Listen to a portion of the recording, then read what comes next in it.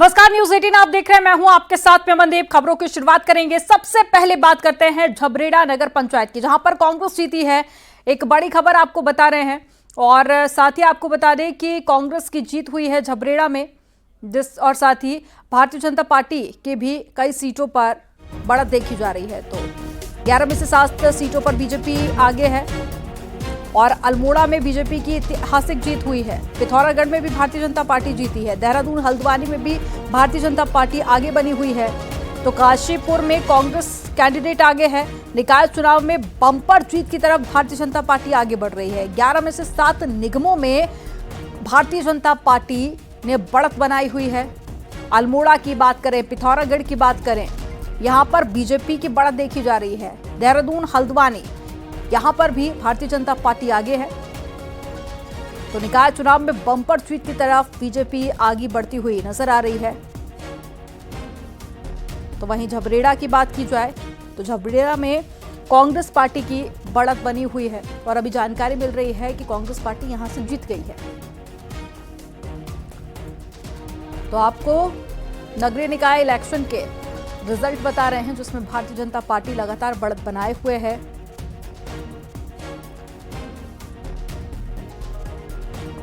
तो उत्तराखंड निकाय चुनाव में भारतीय जनता पार्टी बम्पर जीत की तरफ आगे देखी जा रही है। देहरादून हल्द्वानी समेत 11 में से 7 निगमों में भारतीय जनता पार्टी आगे है। अल्मोड़ा पिथौरागढ़ में भी बीजेपी की जीत हुई है। चुनावी सरगर्मी के बीच में उत्तरकाशी में आज सुबह से आए भूकंप के 3 झटके, बीते 36 घंटे में 6 बार भूकंप के झटके से दहशत में लोग देखे जा रहे हैं। और झबरेड़ा नगर पंचायत की बात करें तो यहाँ पर कांग्रेस पार्टी ने जीत दर्ज की है और नगर पंचायत लमगांव से भारतीय जनता पार्टी कैंडिडेट रोशन सिंह, रांगड़ चमोली नगर पंचायत गैरसेन से अध्यक्ष पद पर कांग्रेस प्रत्याशी मोहन भंडारी जीते हैं और नगर पंचायत शमियाला से बीजेपी प्रत्याशी गोविंद सिंह राणा ने जीत दर्ज की है। तो अल्मोड़ा में बीजेपी को ऐतिहासिक जीत मिली है। अल्मोड़ा में पहली बार भारतीय जनता पार्टी का मेयर बनने जा रहा है।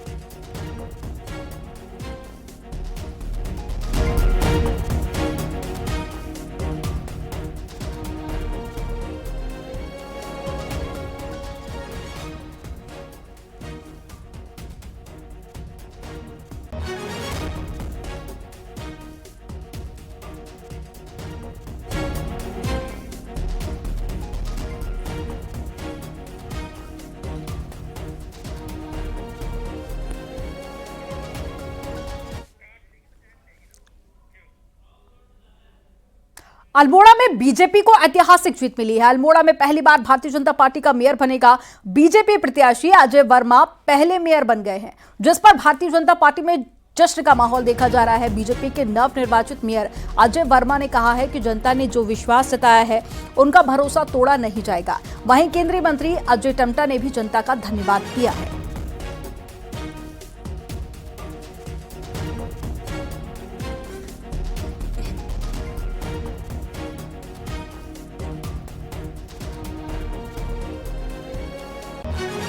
इतिहास कोई नहीं बदलता है।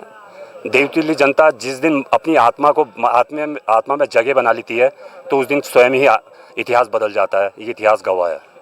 ये ऐतिहासिक जीत अल्मोड़ा की अपने आप में मैं अल्मोड़ा के सभी नागरिक जनों का, मातृशक्ति का, भाइयों को, बुजुर्गों का, जिन्होंने भारतीय जनता पार्टी और हमारे मेयर के प्रत्याशी अजय जी को और सभी पार्षदों को ऐतिहासिक बहुमत से जिता करके विकास में मोहर लगाई है।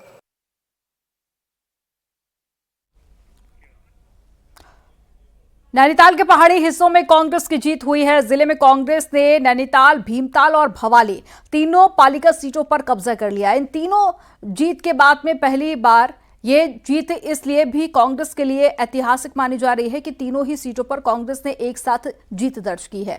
कांग्रेस कार्यकर्ताओं ने जमकर जश्न मनाया है। नैनीताल सीट पर कांग्रेस की सरस्वती खेतवाल ने बीजेपी की जीवंती भट्ट को हराया है। तो भवाली में कांग्रेस के पंकज आर्य और भीमताल में कांग्रेस की सीमा टम्टा ने जीत दर्ज की है।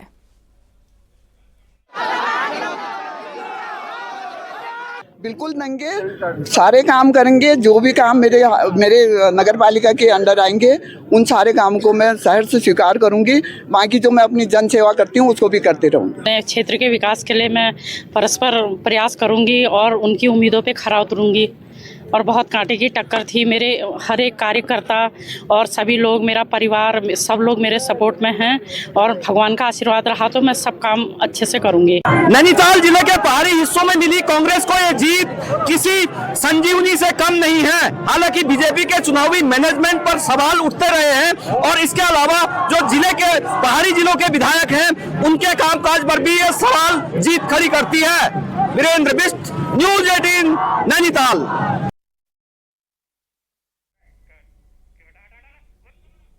जोशीमठ नगर पालिका में कांग्रेस प्रत्याशी देवेश्वरी शाह की जीत हुई है।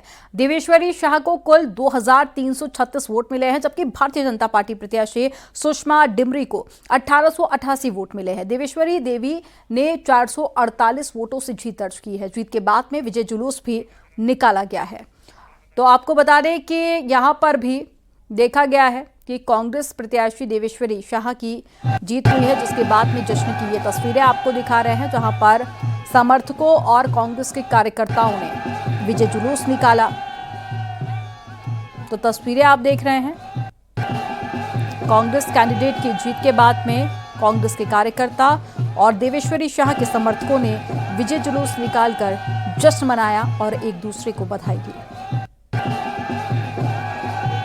देखिए, सबसे पहले मैं आप लोगों का धन्यवाद करती हूं और अपने पूरी टीम, हमारे विधायक जी हैं, कांग्रेस परिवार के समस्त लोग, सबके प्रयास से और जोशीमठ की देवतुल्य जनता के प्रयास से मुझे ये जीत मिली है। और मैं आगे प्रयास करूंगी, अपने जोशीमठ को बहुत बेहतर से बेहतर बनाने का प्रयास करूंगी। तो देवेश्वरी शाह को आप सुन रहे थे, जिन्होंने मीडिया का भी धन्यवाद किया और साथ ही जनता का भी आभार जताया कि उन्होंने वोट देकर देवेश्वरी शाह को विजय बनाया है। और नगर निगम की सीटों के रिजल्ट भी आपको दिखा रहे हैं। नगर पालिका के रिजल्ट भी आप देख रहे हैं। 9 पर बीजेपी आगे है, 10 पर कांग्रेस पार्टी और 5 पर अन्य। तो नगर पंचायत में वे भी आपको बता रहे हैं कि कौन सी सीट पर कांग्रेस पार्टी आगे चल रही है और कौन सी सीट पर भारतीय जनता पार्टी ने बढ़त बनाई हुई है। नगर निगम में भारतीय जनता पार्टी काफ़ी मजबूत देखी जा रही है। 8 सीटें जहां से बीजेपी आगे है और 1 सीट पर कांग्रेस पार्टी। नगर पालिका में 9 पर बीजेपी आगे है तो 10 सीटों पर कांग्रेस पार्टी है।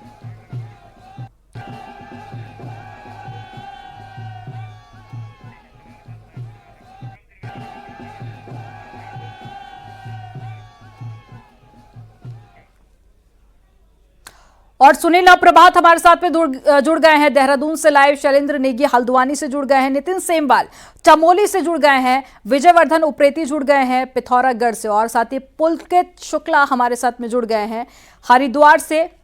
सबसे पहले सुनील, मैं आप ही के पास में आऊंगी।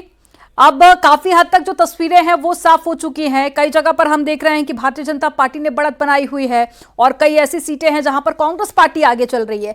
ऐसे में अगर बात कर ली जाए देहरादून की, सियासी हब इसे कहा जाता है, तो कैसी तस्वीरें सामने आ रही हैं? देखिए, देहरादून में क्या नज़ारा है, आप मेरे पीछे, मैं कहूँगा कि एक बार आप देखें कि मैं काउंटिंग सेंटर के बाहर हूँ। यहाँ पर इतनी बड़ी तादाद में यहाँ पर कार्यकर्ता पहुँचे हुए हैं कि इससे ये देखा जा सकता है कि लोगों में कितना जोश है, कितना उमंग है चुनाव को लेकर। ये लोग अभी नहीं, सुबह से यहाँ पर डटे हुए हैं। हमने दिन में भी अपने दर्शकों को बताया था कि कितनी बड़ी संख्या में यहाँ पर लोग पहुँचे हुए हैं। ये सुबह से यहाँ पर डटे हुए हैं। दोस्त, आप किसके समर्थन में आए हो? किसके समर्थन में आए हैं? सिलेंडर के। कब से हैं आप लोग? हम सुबह से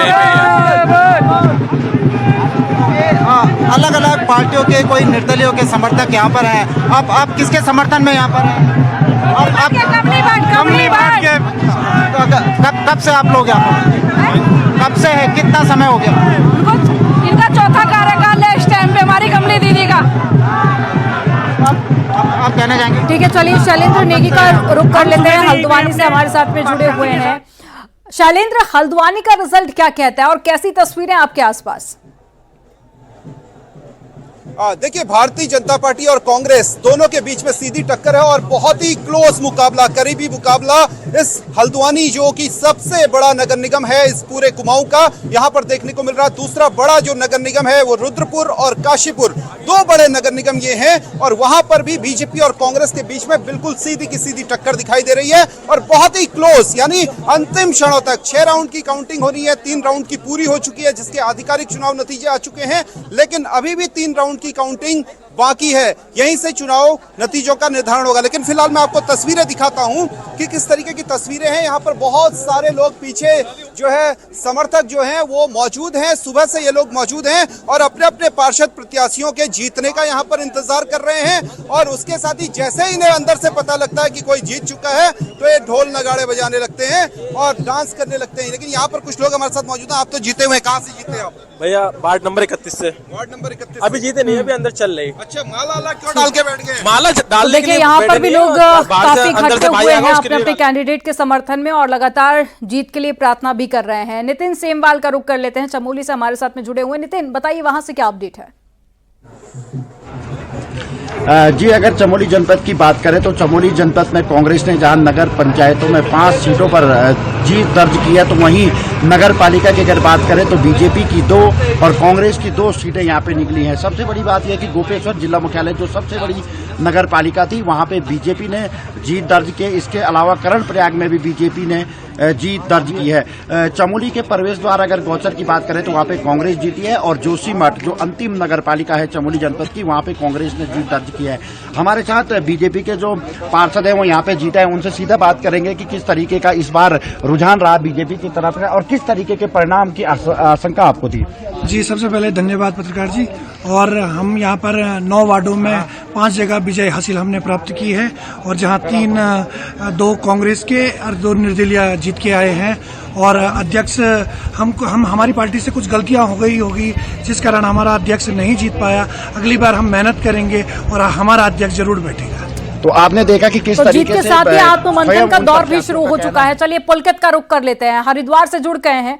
पुलकित, बताइए हरिद्वार के चुनावी नतीजे क्या कहते हैं और कैसी तस्वीरें हैं? जी देखिए, हरिद्वार के जो चुनावी नतीजे हैं नगर निगम की अगर बात करें तो बेहद चौंकाने वाले नतीजे आ रहे हैं। पिछली बार यहाँ पर कांग्रेस की बेर बनी थी और जो पार्षद की संख्या थी वो भी अच्छी खासी आई थी, लेकिन इस बार सुबह से जब से काउंटिंग शुरू हुई है अभी तक जितने भी नतीजे आ चुके हैं और जिस तरह के रुझान आ रहे हैं उसमें कांग्रेस के लिए बिल्कुल भी अच्छी खबर नहीं है। हालांकि भाजपा के लिए पूरी तरह से उत्साहित कर देने वाली खबर है। अगर नंबर्स में बात करें तो अभी तक 32 कुल 60 में से कुल 32 वार्डों के जो पार्षद के जो वार्ड है उनके नतीजे सामने आ चुके हैं। उनमें से महज 4 सीटों पर कांग्रेस को जीत मिली है और उसके अलावा जो 28 वार्ड है वो अभी तक भाजपा के कब्जे में आए हैं। 28 लोग जो है वो भाजपा के पूरी तरह से जीत चुके हैं। ये कारण है कि जितने भी जो लोग हैं यहाँ पर जो भाजपा के जो प्रत्याशी जीत रहे हैं पूरी तरह से यहाँ से उत्साहित होते हुए ढोल डमाके बजाते हुए यहाँ से जो है गुजर रहे हैं। हालांकि कांग्रेस के लिए जरूर ये निराश कर देने वाली खबर है। वहीं अगर मेयर सीट की अगर बात करें तो मेयर सीट के अब तक 5 राउंड की जो काउंटिंग है वो चल रही है और 5 राउंड में अभी तक 20,000 से ज्यादा 22 से 23,000 की जो लीड है वो कांग्रेस प्रत्याशी ओर बनाई गई है। और ये जो लीड है ये लीड कांग्रेस के लिए आने वाले जो आगे जो राउंड होने हैं जितने वार्ड अभी बचे हैं उसमें कवर कर पाना मुश्किल नजर आ रहा है। तो ऐसे में कहा जा सकता है कि भाजपा के लिए हरिद्वार का जो नगर निगम का जो बोर्ड है उस पर भाजपा कब्जा करती हुई नजर आ रही है। जो काउंटिंग है वो 12 घंटे का समय लगभग हो गया है चलते हुए। अभी कुछ और घंटे ये ऐसा अनुमान जताया जा रहा है कि रात भर ये काउंटिंग चल सकती है और जब भी नतीजे आएंगे तो जाहिर तौर पर भाजपा के लिए जो कांग्रेस के लिए जो नतीजे होंगे बहुत ज्यादा उनको उत्साहित करने वाले नहीं होंगे, निराश कर देने वाले नतीजे हो सकते हैं जिस तरह के अभी तक नतीजे आ रहे हैं, जिस तरह के अभी तक रुझान यहाँ पर देखे जा रहे हैं। जी बिल्कुल। और चलिए अब विजयवर्धन उप्रेती के पास में चलते हैं, पिथौरागढ़ से जुड़े हुए हैं। विजयवर्धन, पिथौरागढ़ में हमने देखा दोनों ही पार्टियां अपनी अपनी जीत का दावा करती हुई नजर आई, राजनीति भी जमकर हुई, लेकिन अब नतीजे काफी हद तक साफ हो चुके हैं। क्या कहती हैं चुनावों के रिजल्ट की तस्वीरें और साथ ही कौन सी पार्टी में जश्न का माहौल आप देख रहे हैं?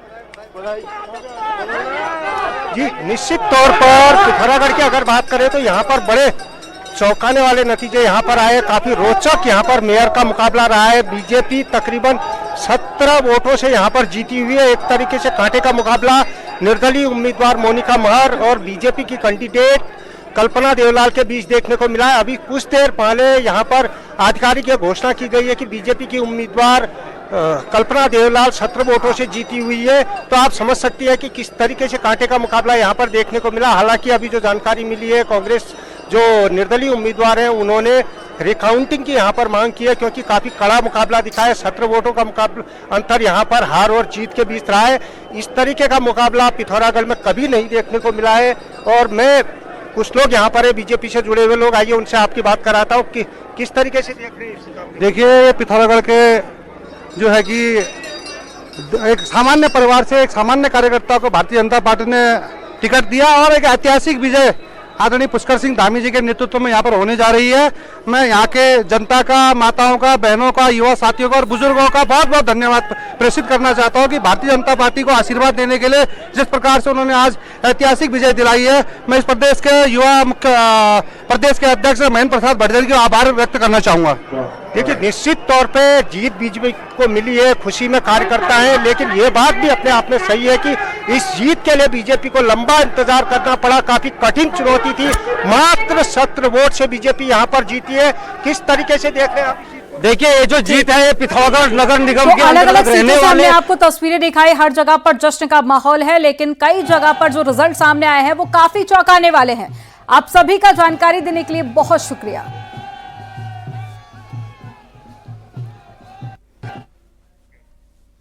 और न्यूज़ 18 पर मुख्यमंत्री योगी आदित्यनाथ ने महा एक्सक्लूसिव इंटरव्यू दिया है। उत्तराखंड में यूसीसी लागू होने के सवाल पर सीएम योगी आदित्यनाथ ने कहा, यूपी की कार्यप्रणाली में यूसीसी की झलक है। उत्तर प्रदेश में यूसीसी पहले से ही लागू है। Editor in chief Rahul Joshi से खास बातचीत की है मुख्यमंत्री योगी आदित्यनाथ ने। रात को 8 बजे सीएम योगी का महा एक्सक्लूसिव इंटरव्यू आप देखिए न्यूज़ 18 उत्तर प्रदेश उत्तराखंड पर। तो जब सवाल किया गया सीएम योगी आदित्यनाथ से कि यूपी में भी यूसीसी लागू होना चाहिए, तो मुख्यमंत्री ने कहा कि पहले से ही यूपी में यूसीसी लागू है। और इसके अलावा उन्होंने कहा कि यूपी की कार्यप्रणाली में यूसीसी की झलक है। उत्तर प्रदेश में यूसीसी पहले से ही लागू है। और साथ ही यूपी में यूनिफॉर्म सिविल कोड लागू होगा और कब तक? यूपी की कार्य पद्धति से कहीं आपको लगता है कि यूनिफॉर्म सिविल कोड नहीं है? आप कह रहे हैं कि ऑलरेडी लागू हो चुका है? ये ऑलरेडी लागू है।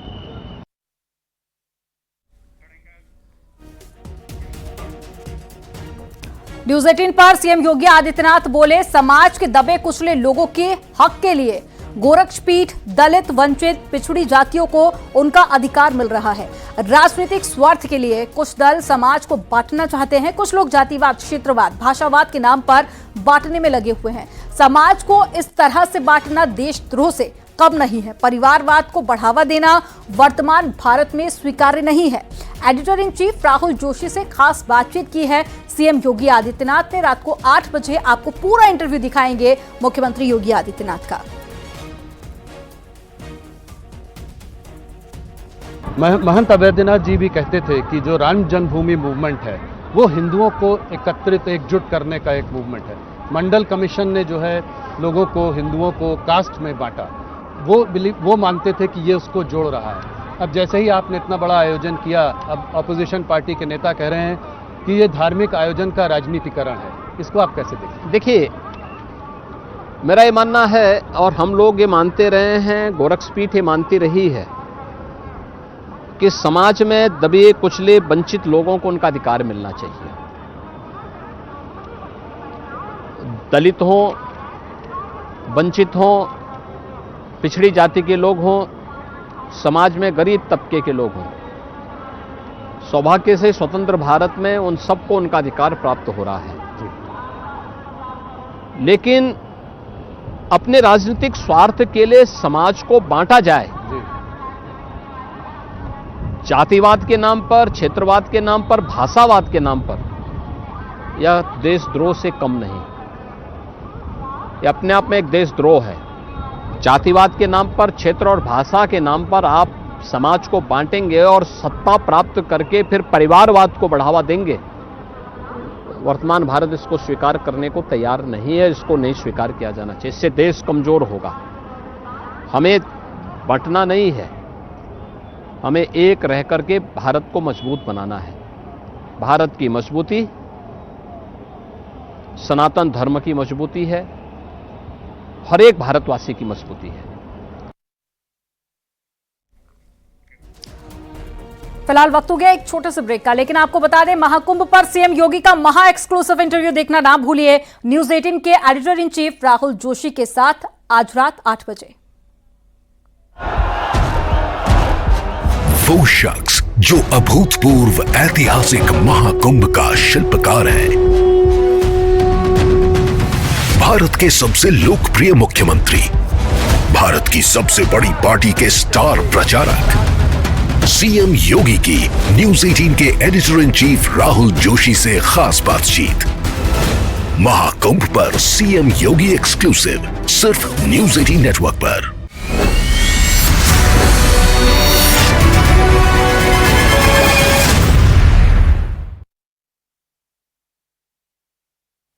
मुथूट फाइनेंस पेश करते हैं गोल्ड लोन मेला। गोल्ड लोन लेने पर और कस्टमर रेफर करने पर पाइए सुनहरा मौका, लाखों के गिफ्ट वाउचर जीतने का, साथ ही साथ जीतें आप 24 कैरेट खरा सोना। गोल्ड लोन लेने के लिए आज ही मुथूट फाइनेंस की ब्रांच में जाइए या फिर कॉल कीजिए 1-800-313-1212। अपनी और देखिए महाकुंभ के विशेष बुलेटिन के जरिए न्यूज 18 लगातार आप तक एक एक तस्वीरें पहुंचा रहा है। और इन सब के बीच अगर हम बात करें शाही स्नानों की, अमृत स्नानों की, तो वैसे तो हर रोज का स्नान अपने आप में बहुत ही खास है इस पवित्र धरती पर, लेकिन 29 जनवरी को मौनी अमावस्या है जो कि सबसे शुभ और पवित्र दिन माना जा रहा है स्नान के लिए। और राज्य सरकार ने इसके लिए पूरी तैयारी भी कर ली है। करीबन 10.5 करोड़ से भी ज्यादा लोग मौनी अमावस्या के दिन डुबकी लगाने वाले हैं, ऐसा अंदेशा राज्य सरकार की तरफ से लगाया गया है। क्या है तैयारियां और मौनी अमावस्या का दिन क्यों खास है, ये रिपोर्ट देखिए।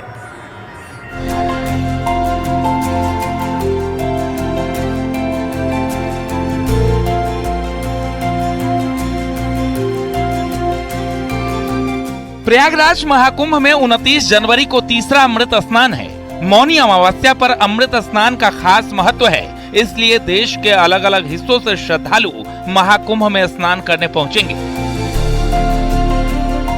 मौनी अमावस्या पर महाकुंभ में 10 करोड़ श्रद्धालुओं के आने का अनुमान लगाया गया है। अमृत स्नान के मौके पर श्रद्धालुओं के लिए यातायात और सुरक्षा के लिए मेला प्रशासन की ओर से व्यापक तैयारियां की जा रही हैं। मेला प्रशासन ने सेक्टर लेवल पर श्रद्धालुओं की भीड़ को नियंत्रित करने की तैयारी की है। जिस सेक्टर या जोन में श्रद्धालु आ रहे हैं उसी सेक्टर या जोन से उन्हें वापस भेजा जाएगा। किसी भी सूरत में उन्हें संगम नोज या किसी अन्य जोन में जाने की इजाजत नहीं होगी। सभी ADM, additional SP, CO, SDM और सेक्टर मजिस्ट्रेट को उनके कार्यक्षेत्र में रहकर सभी व्यवस्थाओं को सुनिश्चित करने के निर्देश दिए गए हैं। संगम नोज या अन्य जोन पर 27 से 29 जनवरी को मूवमेंट कम से कम रखने की बात कही गई है। लोगों की सुविधा के लिए 12 किलोमीटर लंबे घाट का निर्माण किया गया है। अमृत स्नान 29 जनवरी यानी कि मौनी अमावस्या की तिथि को है। माना जाता है कि इसी दिन अमृत कलश से जो अमृत की बूंदें हैं वो त्रिवेणी संगम पर गिरी थीं, तो इसमें सम्मिलित होने के लिए लगभग 10 करोड़ लोग आ रहे हैं। उसके लिए प्रशासन ने तैयारियां पूरी कर ली हैं। बैरियर और बैरिकेड्स पर भीड़ को कंट्रोल किया जाएगा। उड़न दस्ते और वॉच टावर की टीमें तैनात की जाएंगी। संस्थानों को होल्डिंग एरिया के रूप में उपयोग करने और जरूरत पड़ने पर अस्थायी पार्किंग क्षेत्रों के विकास के भी निर्देश दिए गए हैं। भीड़ नियंत्रण के लिए संस्थानों में रात्रि ठहराव की व्यवस्था की जाएगी। मौनी अमावस्या महाकुंभ का सबसे प्रमुख पर्व है। महाकुंभ में सारी व्यवस्थाएं इसी पर्व को ध्यान में रखकर की जाती हैं। श्रद्धालुओं के प्रयागराज तक पहुंचने के लिए देश के अलग अलग हिस्सों से ट्रेनें और बसें चलाई जा रही हैं। पूर्वोत्तर रेलवे की 184 से अधिक मेला स्पेशल ट्रेनें, उत्तर मध्य रेलवे करेगा 400 ट्रेनों का संचालन। हर 4 मिनट पर मिलेगी ट्रेन की सुविधा। टिकट के लिए भी किए गए विशेष इंतजाम। अमृत स्नान के लिए यूपी के अलग अलग हिस्सों से रोडवेज बसें भी चलाई जाएंगी। लगभग 6000 बसें अलग अलग डिपो से प्रयागराज महाकुंभ के लिए लगाई गई हैं।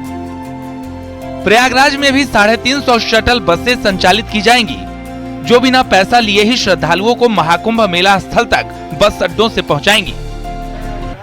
मौनी अमावस्या को ध्यान में रखते हुए बैरिकेड्स लगाए गए हैं, वॉच टावर बनाए गए हैं। इसके साथ ही साथ संस्थानों को होल्डिंग एरिया के रूप में भी रखा जाएगा, क्योंकि मौनी अमावस्या सबसे प्रमुख पर्व है और इस पर्व को ध्यान में रख कर के ही सारी तैयारियां की जाती हैं।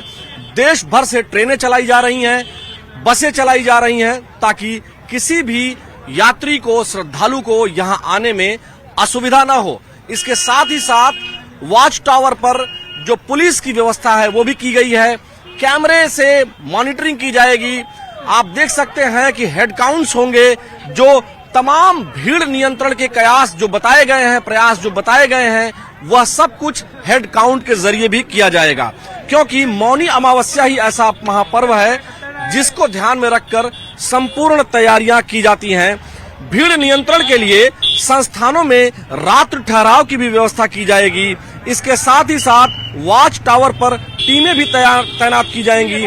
उड़न दस्ते का निर्माण किया गया है जो बीच बीच में जाकर सब निगरानी करेंगी। इसके साथ ही साथ श्रद्धालुओं को प्रयागराज पहुंचने के लिए तमाम जो बसें और ट्रेनें चलाई जाती हैं उसकी व्यवस्था भी की गई है। कुल मिलाकर मौनी अमावस्या की जो ये तैयारी है वह पूरी तरीके से कारगर दिखाई दे रही है और सही दिशा में भी है।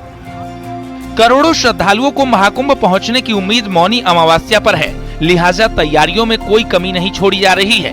फिर चाहे बस सेवा हो या फिर ट्रेन, वहीं भीड़ नियंत्रण के लिए भी बड़े पैमाने पर तैयारी की जा रही है। प्रशासन श्रद्धालुओं से भी अपील कर रहा है कि जो भी एडवाइजरी जारी की गई है उसका पालन जरूर करें, जिससे आपको कोई परेशानी ना हो। Bureau report, news 18। और देखिए, महाकुंभ के विशेष बुलेटिन के जरिए न्यूज़ 18 लगातार आप तक एक एक तस्वीरें पहुंचा रहा है। और इन सब के बीच अगर हम बात करें शाही स्नानों की, अमृत स्नानों की, तो वैसे तो हर रोज का स्नान अपने आप में बहुत ही खास है इस पवित्र धरती पर, लेकिन 29 जनवरी